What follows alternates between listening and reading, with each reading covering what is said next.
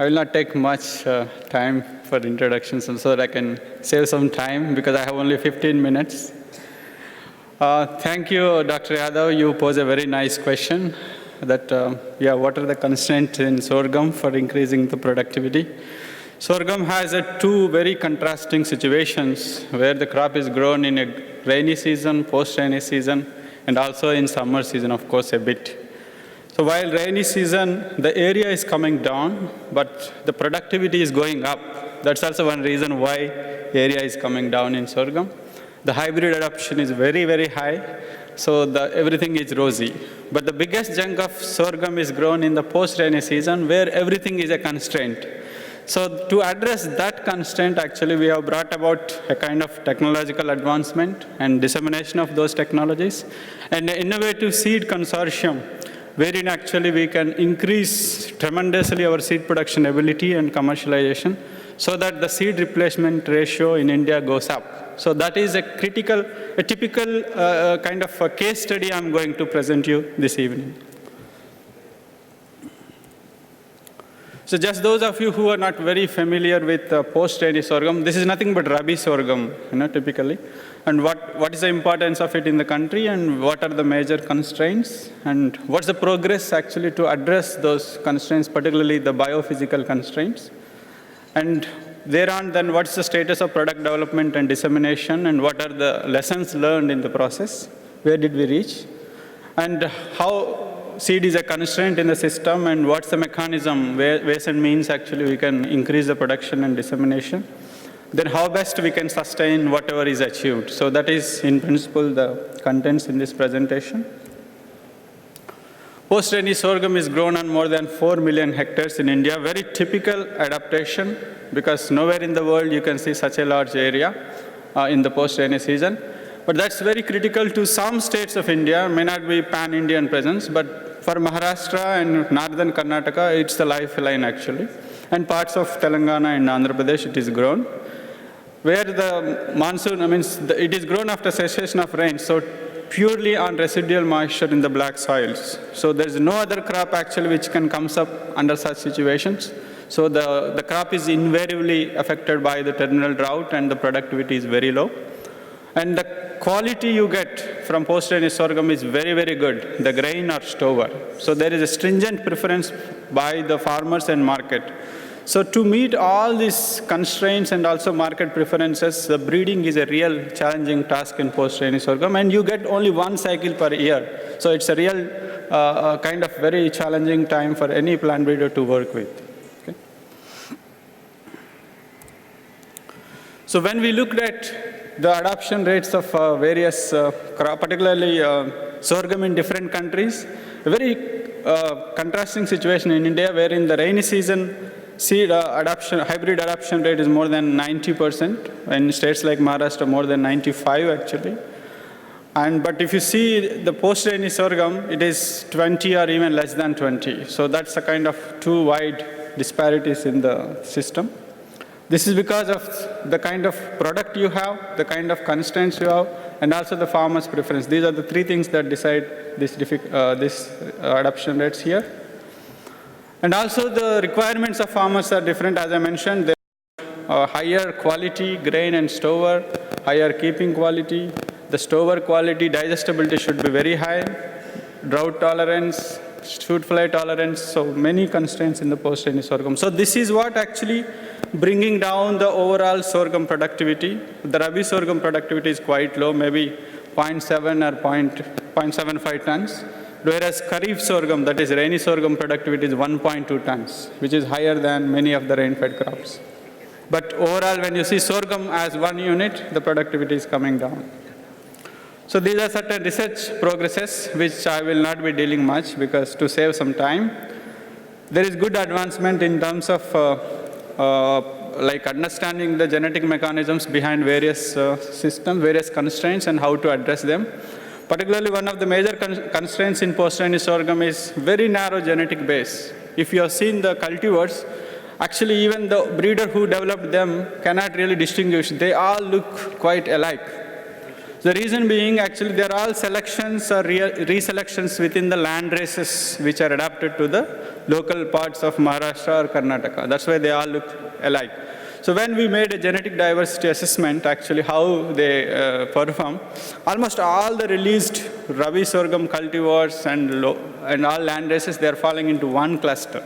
And all exotic germplasm coming, which we are now using into the breeding programs, are falling into a totally different cluster. So that shows, so we have been actually really doing only inbreeding actually. Our genetic base of Rabi sorghum is very, very narrow.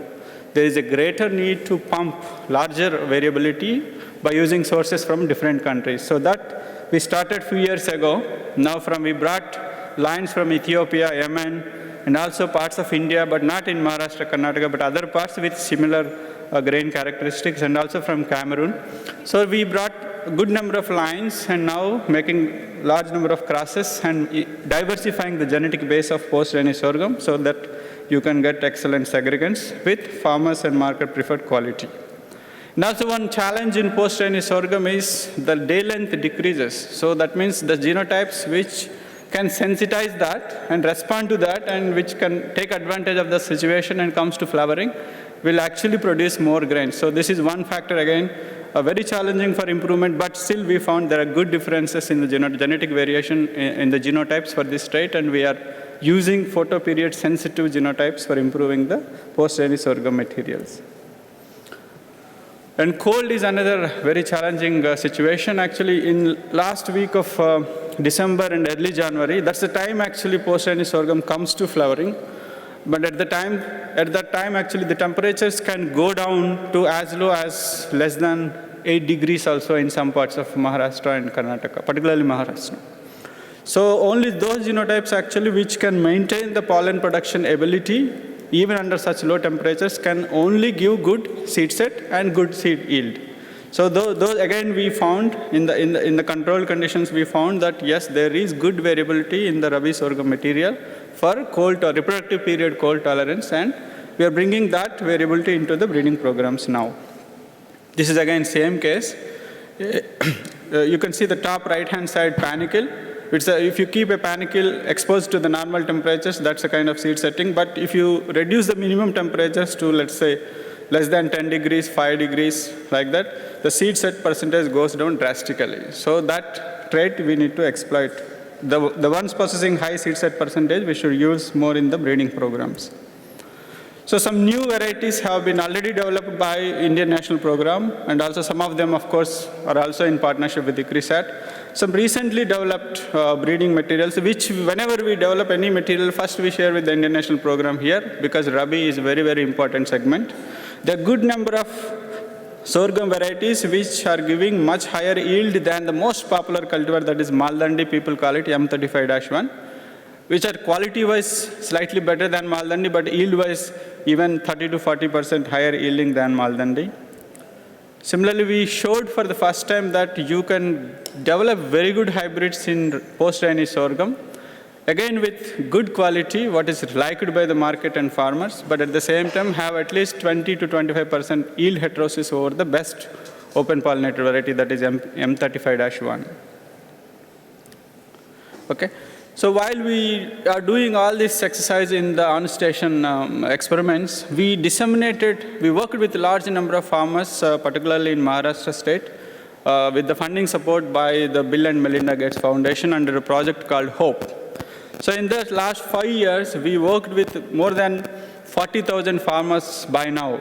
Every year we used to choose at least 8 to 10,000 farmers. We used to disseminate whatever the improved varieties we have, the management practices we have, and all the water conservation techniques the scientists have developed. Everything we used to disseminate.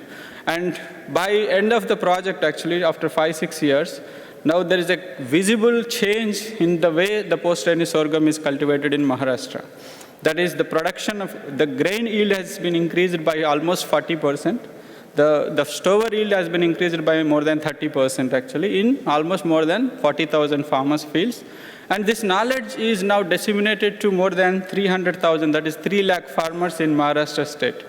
So this kind of stupendous success with the help of partners has been extensively actually published elsewhere, and even the CGR website has carried a very important study how the HOPE increased the sorghum yields in India. So then after 3 years of the project, now when an early adoption study was made, like what's the situation now?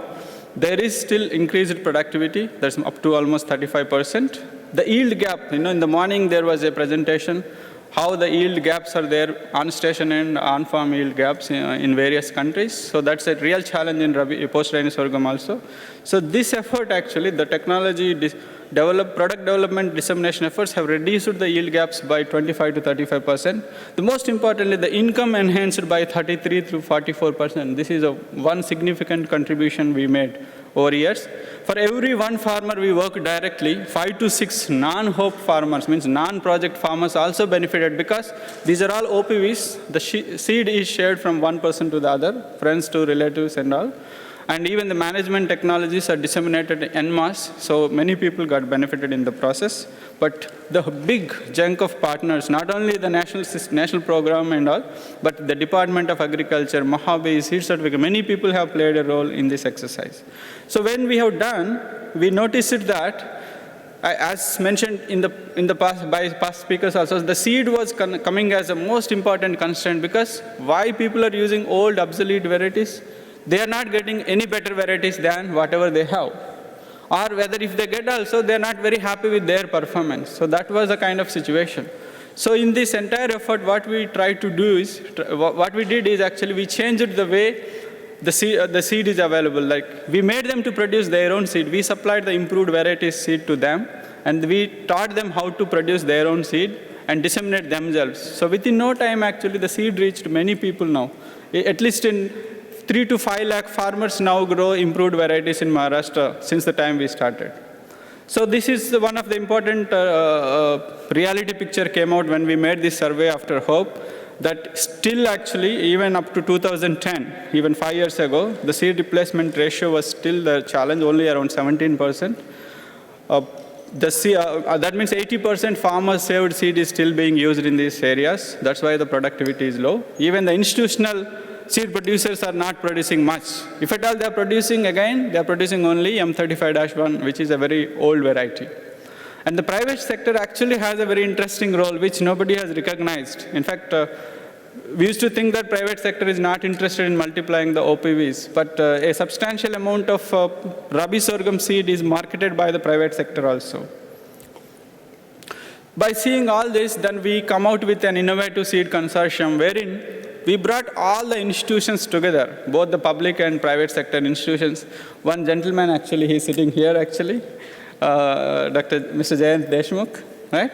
So in this, actually, the Department of Agriculture played a very key role, and the Mahabij, which is one of the world's greatest seed agency, I feel, by virtue of their service and their size, actually, and the kind of efforts they are making in R&D and dissemination. So we brought all of them. In addition to that, ICRISAT, Indian Institute of Millet Research, MPKV Rahuri, VNMKV Parbhani, and Seed Certification NC, all these people and the private sector, we brought them into kind of one platform, and we formed a seed consortium in 2013. So what's the model we have here is like the institutions, the R&D institutions will do the kind of, we make the selection for where the seed has to be produced, what varieties, and who will be the farmers, their training, and supplying the breeder seed, required breeder seed and foundation to them. So those things we took care of, all the institutions. So the Department of Agriculture and Mahabij actually helped in the extension process. Mahabij gave a very, very interesting thing, that is a buyback agreement. So they gave the seed farmers that when you produce a seed, we will buy back the seed from you and we pay you at least 20% higher than the market price. But actually last year, when the market price is 1,500 rupees a quintal, Mahabij paid 2,700 rupees. It's almost 90% higher than the market price. So that's how the seed production actually is going like a wildfire in Maharashtra now, and the model is clicking well. So this is how we divided the whole sorghum cultivation area in Maharashtra, and each year we targeted, we need to reach 25%, by this time 30%, 50%, like that. And we targeted foundation seed production in a way that by 4 or 5 years of this work, at least 40 to 50% of Maharashtra area should be under improved varieties. So by this effort, what happened in 2013, we produced, this seed consortium efforts produced 295 tons, that is 295,000 kg seed, which almost covered the seed requirements of 30,000 farmers. During 2014, we covered 1 lakh farmers. 100,000 farmers got the improved variety seed. In 2015, now we have taken up the area in spite of such a difficult drought situation in almost entire country, including Maharashtra. The crop is already planted in more than 2,000 hectares actually for seed production, which we assume at least going by our previous record should cover at least 2 lakh farmers by next year. So that's how the seed consortium is progressing. And when we assessed the economics of seed production vis-a-vis a normal crop, the return to cost ratio is very high in the seed production because it is coming to 2.21 when compared to a grain crop of 1.44. This we know because the seed production is definitely the productivity is higher, and also the price they achieve is very, very high. And the Department of Agriculture under National Food Security Mission program, they're also giving subsidies to the seed farmers. They're extending all the subsidies possible to the seed farmers. So that way it is more remunerative for them to grow. So with that, actually, we are trying to increase the seed replacement ratio. And eventually we reach, I think, at least maize productivity maybe in course of time. Okay? But of course, there are certain aspects required for the seed consortium to actually sustain in future. One is varietal denotification. Particularly the old and obsolete varieties should be denotified, which ICR also agreed. Actually, the M35-1 denotification proposal is already submitted.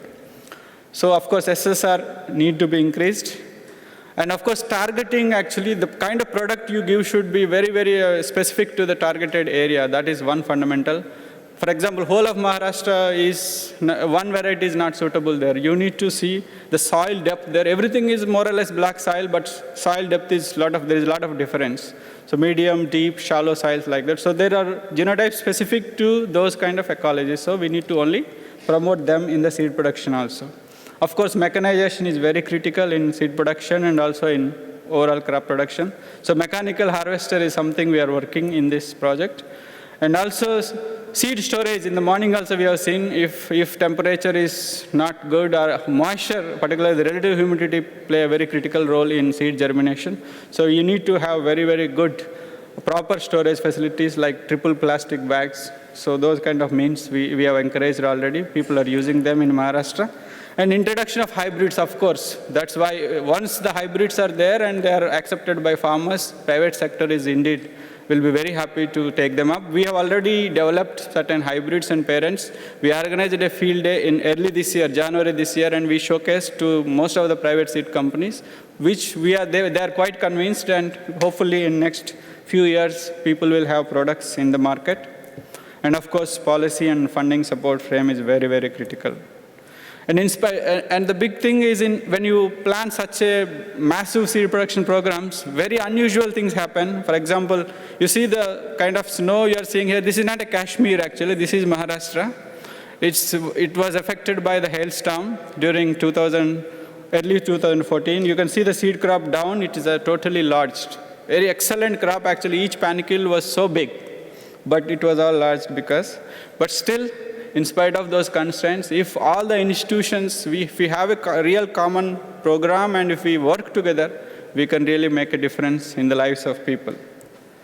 So I wish to thank all the partners, particularly the Department of Agriculture, the Indian National Program, the IIMR, VNMKV, MPKV, and of course our donor. Of course, Mahabij, who is our biggest partner here, and our donor, Bill and Melinda Gates Foundation, for this exercise.